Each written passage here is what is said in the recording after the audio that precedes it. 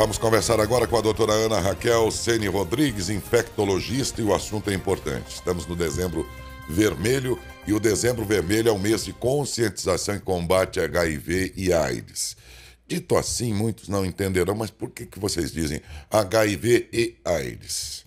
É um dos conhecimentos, uma das perguntas que a gente vai fazer, inclusive a ela agora, abrindo aqui o programa. Doutora Ana Raquel, pela sua gentileza, antes de mais nada, bom dia, muito obrigado, viu? Bom dia, obrigada pelo convite. Nós é que agradecemos pela sua disposição aí, por disponibilizar esses momentos aqui no programa, para a gente tratar de algo importante. Essas datas aí marcadas para cada mês marcam um momento importante de combate a doenças no Brasil e no mundo inteiro. E a cada ocasião desta a gente dedica uma boa quantidade de entrevistas ao longo de cada mês e do tema que cada mês aí tem que tratar. E desta vez, com esse assunto HIV e AIDS, a gente não faria diferente. Por isso que a senhora, inclusive, abre uma série de entrevistas a respeito. Eu acho que a primeira pergunta, inclusive, que vou fazer não está bem na ordem do assunto, mas é importante a gente esclarecer, já na abertura, doutora, por que a gente fala HIV e AIDS? Para muitos é a mesma coisa. Isso, assim, HIV é o vírus da imunodeficiência humana. Então, é um vírus, como a gente tem outro vírus da gripe, vírus da cachumba, então é um vírus que vai provocar uma doença. E a AIDS é quando a doença está instalada. Então, a gente tem uma diferença. Então, muitos pacientes, a gente faz o diagnóstico quando ele tem apenas a infecção pelo HIV. E quando a imunidade dele já está comprometida, porque o que o vírus do HIV faz? Ele, no início da doença, ele não vai provocar sintomas. Ele vai destruir aquelas células de defesa, células brancas, os linfócitos. Daí a imunidade vai ficar muito baixa e vai começar a ter doenças que no imunocompetente, que não tem a infecção, causam infecções muito leves ou nem são aparentes, e nesses pacientes com a imunidade muito baixa causam casos muito graves e podem levar até a morte. Neste caso... Isso seria a AIDS. Que seria a AIDS. Então, a AIDS é a doença, vamos dizer. Isso. Não é? Então, já manifestada. Uma doença manifestada. Então, isso que é o objetivo. Fez a infecção, não evoluiu para AIDS. A gente tem recurso hoje que garante que não evolua para AIDS, que a pessoa vai ter uma expectativa igual de uma pessoa não infectada. Então, era a senhora desarmou a minha próxima pergunta, mas vou fazê-la outra vez, que é bom para reafirmar. Se todo HIV vai se converter em AIDS ou não necessariamente? Isso. Hoje, com os tratamentos que a gente tem, que são muito potentes, são disponibilizados pelo SUS, a gente já não tem essa evolução. Claro que o paciente, a pessoa tem que aderir ao tratamento. Se ocorrer essa adesão adequada, o tratamento, o segmento, fazendo os exames periódicos, não acontece essa evolução. Isso vai ser um evento muito raro. Então, mas sim, então porque assim, do HIV para a AIDS, uma vez o HIV tratado corretamente, isso é uma garantia 100% de que não vai se converter em AIDS, ou dependendo do sistema imunológico, que pode variar de pessoas para pessoas, ela pode sim, apesar do tratamento bem feito. 100% a gente assim, não fala para nada, né? Mas assim, para nenhuma doença, mas é quase 100%. Se fizer todas as recomendações, tratamento, segmento, a gente tem uma garantia que o paciente vai ter um longo período sem desenvolver nenhuma doença. Então, a gente tem um tratamento muito potente para oferecer para esses pacientes. O que diferencia é que, às vezes, o paciente já vai chegar num estado muito grave e fez o diagnóstico tardio. Aí, sim, a gente tem ele já pode chegar com a doença instalada. Enquanto o HIV, ele não manifesta nenhum tipo de sintoma que faça a pessoa buscar pelo atendimento preventivo?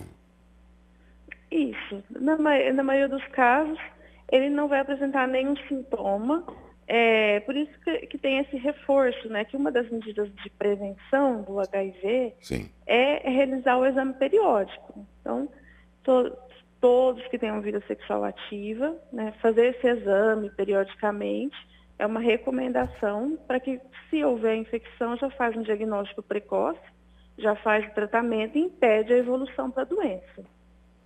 Então já é mais destinado mesmo às pessoas que têm uma vida sexual ativa. Outras pessoas poderiam também fazer, não há nada que impeça, não é, Sim, doutora? claro. Não Né?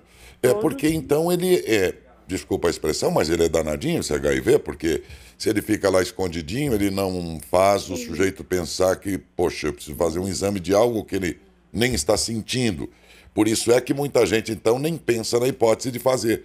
E daí a importância desta campanha, né, doutora? De quem não sentindo nada, faça o teste. Não é isso? Muitas pessoas têm medo de fazer e isso, assim, é um impedimento, né, de fazer diagnóstico. Então, procurar sempre fazer o teste. A gente tem os serviços que oferecem o teste gratuitamente, são os testes rápidos.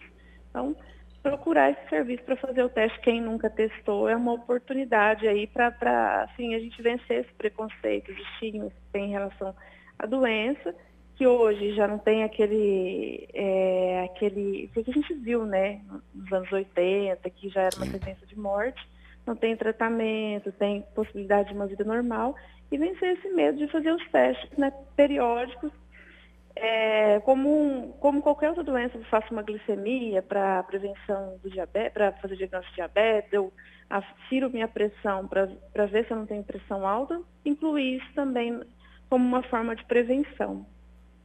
Como é o teste, doutora? Então, a gente tem vários testes, né? O mais comum que a gente faz é o teste, né, o sorológico. A gente retira um teste de laboratório, mas tem o teste rápido, que faz aquela punção, né, no dedo, uma gota de sangue, consegue fazer ali em poucos minutos, tem um resultado. Tem o autoteste na farmácia, que faz pela saliva. Então, a gente tem várias formas aí para abranger, para todo mundo fazer o teste. A comunicação desse assunto, HIV/AIDS, ela mudou desde que os tratamentos precoces, aí que a senhora está dizendo, garantiu toda uma vida, vamos dizer assim, normal, uma vez feito o tratamento e tudo mais. Eu posso estar enganado, mas a percepção de jornalista que eu tenho é que desde que também passou a ter o tratamento, muita gente entendeu que a AIDS, que é a doença, depois, também não traria mais consequências como a morte, como no princípio, ali nos anos 80. Quer dizer, vamos lembrar que a doença AIDS mata, né, doutora? Porque senão muitos vão entender errado, não é? Isso, a gente tem duas situações, né? Pode, como o senhor relatou, uma banalização, para que eu vou me cuidar se tem tratamento? Exatamente isso. Mas é uma doença que vai exigir que você tome o medicamento diariamente, ter rigor de horário, um comprometimento em fazer exames. Às vezes isso não é tão simples, né? É um comprimido só 2, mas às vezes a gente tem dificuldade de tomar um comprimido de horário. Então é um compromisso. Então é uma doença que mata, se não fizer adequadamente. Então essa banalização aconteceu. Às vezes é vista por alguns. Então, esse é um momento de a gente reverter nessa situação. É verdade. Outra visão que a gente vem, que eles vêm falando mais, é em relação à disseminação da informação. Muitos não têm a informação ainda, que as populações mais vulneráveis. Então, isso também, a gente abranger isso, que a informação chegue a todo mundo, que é um problema que a gente tem no geral. Eu percebi isso, eu me lembro, desde os anos 80, eu era já no final dos anos 70, trabalhava já com jornalismo, e me lembro bem do advento do HIV aqui no Brasil também, como no resto do mundo, e depois eu vi que houve essa situação, que as pessoas quando viram, porque veio o AZT, depois veio, enfim, muitos passaram a partir dali a relaxar no cuidado, inclusive do uso de camisinha, aquelas recomendações todas desde aquela época, doutora. Eu percebia que as pessoas ficaram mais relaxadas e descuidadas desses testes todos aí, por achar que com aqueles adventos desses remédios tudo, mesmo o vírus que ao se transformar na doença leva à morte, já não era mortal mais. Houve não sei se a população entendeu errado, a ciência divulgou errado, não sei por que cargas d'água, mas enfim. Eu percebi que realmente baixou a preocupação e os números devem ter se elevado ao mesmo tempo, né? Exato. Hoje a situação está controlada em relação à doença, Sim. AIDS, né, morte, a gente tem diminuição de morte, diminuição de casos de AIDS, mas em alguns grupos a gente ainda observa, principalmente nos jovens, que tem um aumento no caso de casos novos. Entre jovens, doutora? Entre jovens, principalmente. Será que eles devem pensar porque estão no vigor da idade, com eles não vai acontecer nada? Provavelmente tem esse pensamento e muitas vezes, né, falta as informações adequadas, né, que hoje, além do preservativo, a gente tem outros recursos, que é o teste, fazer o teste, tem a profilaxia, que a gente tem o recurso de fazer a medicação após uma exposição de risco. A gente tem o recurso de fazer um uso de um medicamento contínuo, que é a PrEP, que a gente fala, para evitar a infecção pelo HIV. Então, muitas modificações tiveram, nem todos sabem. Então, esse dezembro vermelho é um momento da gente divulgar essa prevenção combinada e atentar que, assim, é uma doença grave que mata ainda, né?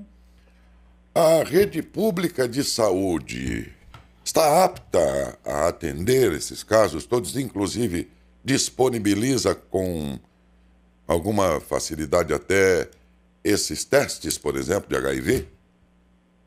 Sim, nós temos os serviços de testagem, que é um serviço do SUS, e nas unidades de saúde existem esses testes também, de fácil acesso, e todas essas informações também. Uhum. Doutora, assim como na pandemia, com o advento do coronavírus, a humanidade, além de se preocupar em conter essa situação toda, ficava também, ao mesmo tempo, ansiosa, querendo saber de onde veio. E no caso do HIV, falou-se bastante no começo, né, lá nos anos 80, depois disso não mais. Afinal, de lá para cá, já foram várias décadas. E eu pergunto à senhora, a ciência acabou descobrindo a origem desse vírus, afinal? Sim, tem a origem, né, foi identificado, né, na África, né? Antes disso, a infecção já existia, antes dos anos 80, mas casos esporádicos, né, e foi identificado, sim, na década de 80, a origem dessa infecção, que tinha na África o hábito de comer carne de macaco, toda essa questão aí que sugere que a infecção tenha ocorrido desses casos. De fato, essa era uma tese da época, então veio a se confirmar realmente como origem, né? Isso, exatamente. Pois bem. Há alguma incidência maior de lá para cá? O perfil do infectado continua... Porque no começo, vamos lembrar aqui, que trabalhava-se sempre com... Tem um nome aí, no meio da medicina, inclusive, tudo, mas a expressão agora não me vem à cabeça, mas do grupo de risco, né? O grupo de risco, no começo, eram pessoas que tinham problemas de... Quando o sangue lá não coagula, como chama? Hemofílicos. Hemofílicos, homossexuais, pelo contato, né, da prática sexual desse grupo. Depois veio aquela época dos que usavam cocaína injetada, droga injetável e tudo mais, né? Mudou o perfil desse infectado agora, tantas décadas depois, doutora? Então, aí mudou um pouco o termo, que a gente falava de comportamento de risco. Então, todos que têm um comportamento de risco, e hoje a gente fala nos grupos vulneráveis. Que a população, né, de homem que faz sexo com homem, mulher trans, alguns usuários de drogas, as populações mais vulneráveis que não têm acesso à informação, à pobreza. Então, tem esses grupos e muita gente fala dos comportamentos de risco, que a gente vê também em, em casais heterossexuais também, a doença. Então, reforçando nessas situações que são as populações que têm esses grupos vulneráveis, mas também muito fala do comportamento de risco. Uhum. Os fluidos sexuais são os meios, além do sangue, continuam sendo os meios mais comuns de se acontecer. Principalmente a via sexual. É. Hoje os processos mudaram, né? Transfusão de sangue, uma cirurgia que você faz, são mais rigorosos, esterilização de materiais. Sim. Então isso a gente já tem uma preocupação maior que não existia antes, né? Antes da descoberta de HIV, de hepatite. Então isso já mudou, né? O panorama. Então a via sexual é a mais importante.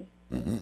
Quer dizer, naquilo que dependia dos hemocentros, dessas práticas laboratoriais e tudo mais, houve uma contenção muito rigorosa, né? Mas na prática, dos costumes das pessoas é que prosseguiu a contaminação, né, doutora? Isso, aí assim, os procedimentos, sempre vê a questão, né, onde vai fazer algum procedimento mais como tatuagem, manicure, né, ver sempre a situação, né, do estabelecimento, né, que se tem as licenças, se tem higiene mais adequada, a gente tem que se atentar para isso também. Quando a senhora diz, olha, sobretudo as pessoas que têm vida sexual ativa, precisam fazer o teste sistematicamente e tudo mais, a senhora está se referindo à pessoa que tem uma vida sexual ativa com múltiplos parceiros, por exemplo, ou na relação fidelizada de um casal, por exemplo, também seria o caso de fazer o teste, na opinião da senhora? Nós recomendamos para todos. Todo mundo. Para todo mundo. Então, seria como um exame de rotina mesmo, a ser feito. Olha, na época chegou-se a cogitar a possibilidade de que um pernilongo, estou pegando aqui um exemplo, né, doutora, da época das... Assim como na pandemia teve bastante gente que andou, o imaginário também virou médico, virou cientista, né, o imaginário popular, vamos dizer assim. Também naquela época falou-se na possibilidade de que um pernilongo que picasse alguém contaminado pelo HIV e com esse sangue que ele recolhia dali, depois ele ia lá, picava uma outra pessoa, transmitia também, coisa que na época pelo menos não se deu como certa, porque não houve nenhum caso, pelo menos na época, só que de lá para cá isso veio acontecer. Mas onde é que eu quero chegar com isso? É que a prática sexual é realmente, dessas outras formas de uso de drogas, uso de droga, e tudo mais, é o meio, né? É o meio. Mas aconteceu algum caso comprovado, excepcional, que saísse dessa contaminação mais comum? Não. Não, né? Transmissão por Falou-se na época dessa história do pernilongo, por exemplo. A replicação, né, como a dengue, é diferente, né, o processo, né? É um vírus bem complexo, né? Não, é que na época pensou-se que, já que o pernilongo, nessa hipótese, lidaria com o sangue de um contaminado e com o outro que não era, e que em tese poderia, aí houve uma grande discussão, eu me lembro bem no noticiário sobre isso, porque aí tem um pouco de tudo, até nas tragédias, nos dramas da vida, existe o terraplanista viajando às vezes na maionese junto ali. Mas aí a ciência na época disse, olha, não há nenhum caso parecido com isso. Exatamente. Né? Lembrando que tem que ter sangue, tem que ter fluido sexual, alguns líquidos corporais, que seria mais assim em hospital, né? Um líquido do sistema nervoso central, líquor. Aí sim teria transmissão, né? Mas é mais o sangue e os fluidos sexuais na prática, né, do dia a dia aí que tem risco de transmissão. Assim como esse vírus viajou de um continente para o outro, então depois se esparramou pelo mundo todo, eu fico aqui pensando, alguma estatística aí hoje o país mais atingido ainda até hoje pelo esse vírus, em que a população foi mais contaminada?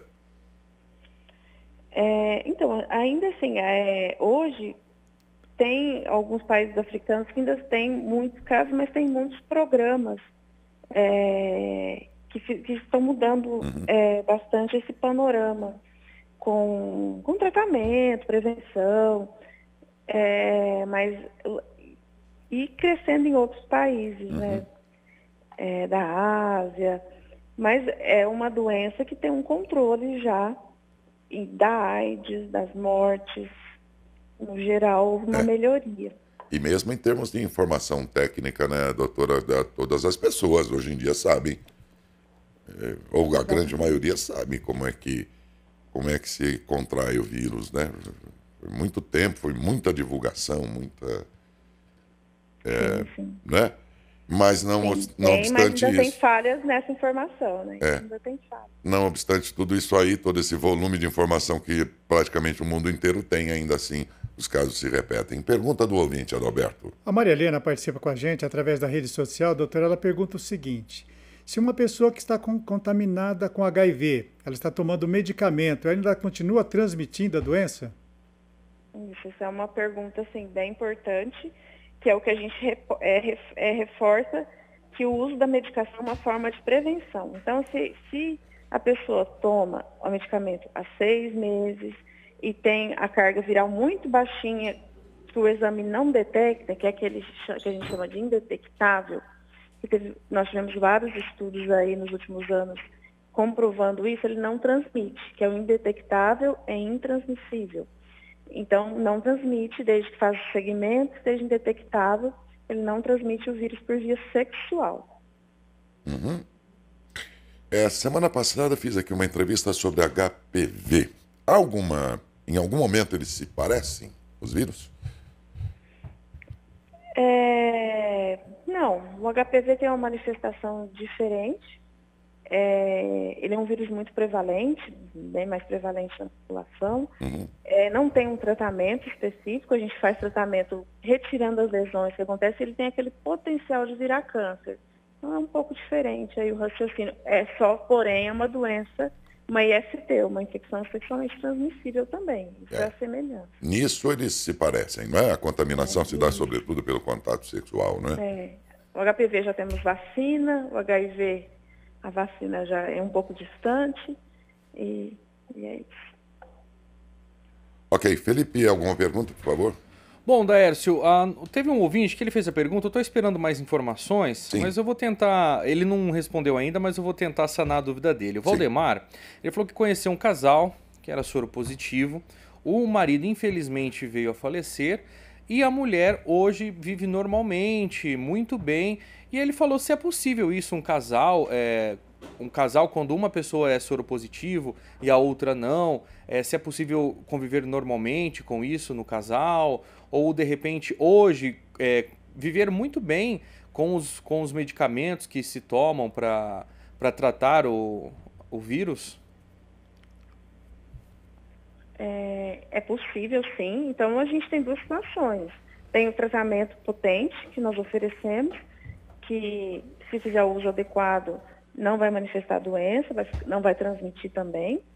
E tem a possibilidade também de não ocorrer a infecção, né? Tem pessoas que têm uma resistência natural, a probabilidade de infecção numa relação sexual ela é baixa, mas as exposições vão aumentando essa probabilidade, mas acontece de casais serem, que a gente fala discordantes, um tem e outro não tem. Então, tem essa possibilidade dela não ter adquirido a infecção ou ela ter adquirido, faz o tratamento regular e não tem nenhuma manifestação, uma vida normal. Interessante lembrar, não é? Assim como na pandemia, a máscara, o álcool gel serviam como medidas preventivas, quando do advento da AIDS, o uso da camisinha, por exemplo, nas práticas sexuais, era sempre recomendado, tanto que foi criado até o personagem, o Braulio, muitos deverão se lembrar, para poder fazer toda aquela divulgação de como usar a camisinha, aquelas coisas todas que muitos deverão se lembrar, os mais jovens talvez, adolescentes aí todos não sabem, mas quem viveu aquele tempo sabe que essas práticas todas... A camisinha continua sendo eficaz ainda nos dias de hoje e recomendada, doutora? Sim, apesar da gente ter, né, que eu falei da PrEP, que a pessoa pode tomar para prevenir o HIV, porém as outras doenças como sífilis, HPV, clamídia, gonorreia, hepatite B, não vão ser prevenidas por essa medicação. Então, tem um risco de transmissão. São doenças que que Milenares, pode dar né? quadro clínico. Então, a camisinha é recomendada, sim. E ela ainda é eficaz, tem a É eficácia eficaz. ainda, ok? Sim. Pergunta... A Joana, a doutora, pergunta se quem acabou contraindo o vírus do HIV, esse vírus fica pro resto da vida no corpo do ser humano? Isso, ele vai ficar no resto da vida, porque é um vírus complexo. Então, mesmo tratando, que a gente fala que está indetectável, em alguns lugares eles ficam como se a gente falasse assim, dormindo ali num estado de latência. Então, por isso que não tem essa cura, a gente não consegue curar o paciente ainda. Mas ele não consegue, apesar de ter esses vírus escondidinhos ali, ele não consegue ter as doenças, está controlado, mas ainda tem a infecção pelo vírus HIV. A Covid sofreu mutações, o vírus, aliás, o vírus, enfim, a bactéria.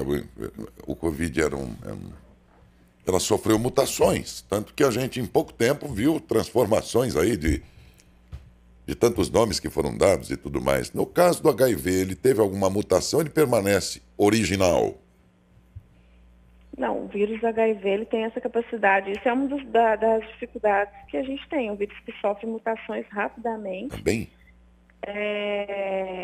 Caso o paciente comece a tomar medicação, abandona, volta, uso irregular, são várias mutações detectadas que vão perdendo as classes dos medicamentos. Então ele sofre mutação, sim. É um vírus bem mais complexo. O vírus do Covid a gente elimina, o HIV não elimina. A gripe, por exemplo, impõe que cada ano você atualize a vacina para poder pegar lá essa mutação toda e combater também. No HIV, o remédio é sempre o mesmo ou também ele é atualizado a cada mutação do vírus? Isso, assim, vamos supor que o paciente comece a tratar, estava indetectável, de repente a carga viral dele começa a subir, ou aí, mesmo tomando a medicação certa. Aí a gente dispõe de um exame que chama genotipagem, que mapeia todo o vírus e vê as mutações. Sim. E com isso a gente consegue, como se fosse um antibiograma de uma bactéria. A gente consegue falar qual antirretroviral, né, qual medicamento é adequado para aquele paciente. Tem isso então, olha então, que interessante. É bem mais complexo, né? Não é algo genérico, né? Tem que ser avaliado caso a caso. Não é como no teste comum que detecta que tem ou não tem o vírus. É algo que vai detectar depois que tipo de vírus é para saber qual remédio dar, não é? Isso, exatamente. Que coisa impressionante que é a ciência, né? Adalberto, alguma outra pergunta restante aí, por favor? Aqui não, Dércio. Ok, aí você, Felipe? Não, Dércio. Tá perfeito. Doutora, eu procurei fazer as perguntas e os ouvintes acrescentaram as perguntas deles também, de modo a tornar o mais aproveitável possível a entrevista. Mas se eu não fiz alguma pergunta aí que seja importante falar sobre esse tema, eu queria que a senhora ficasse à vontade, por favor. Então, assim, nesse dezembro vermelho, não só todos os meses, é um momento de a gente tentar quebrar os preconceitos, estigmas e lembrar da prevenção, principalmente, que a prevenção hoje, a gente fala de combinada. O tratamento é uma forma de prevenção, testar, pré-natal adequado, onde vai ser realizados os testes e vai ser tratado o gestante para prevenir a transmissão para o bebê, manter as vacinas em dia, ter a consciência que existe numa relação sexual desprotegida, um acidente ocupacional, a gente pode fazer o uso da medicação após até 72 horas. Existe a PrEP, que é a prevenção antes da infecção. Então, tudo isso a gente tem hoje para fazer a prevenção dessa doença que é tão grave, tão complexa, que hoje a gente não tem assim, perspectiva assim, a curto e médio prazo de uma cura, de uma vacina. Sim. Tem muitos estudos, mas não temos. Temos evolução no tratamento e na prevenção, que é o que a gente tem que reforçar neste momento. Muito obrigado, doutora Ana Raquel Ceni Rodrigues, infectologista, que falou sobre o Dezembro Vermelho aqui no programa. É o mês de conscientização e combate ao HIV e à AIDS. Espero que para vocês, nossos ouvintes, telespectadores e internautas, tenha sido bastante aproveitável a entrevista. Muito obrigado à senhora e um bom dia, doutora Ana. Bom dia, obrigada pelo convite, bom dia a todos. Nós é que agradecemos muito.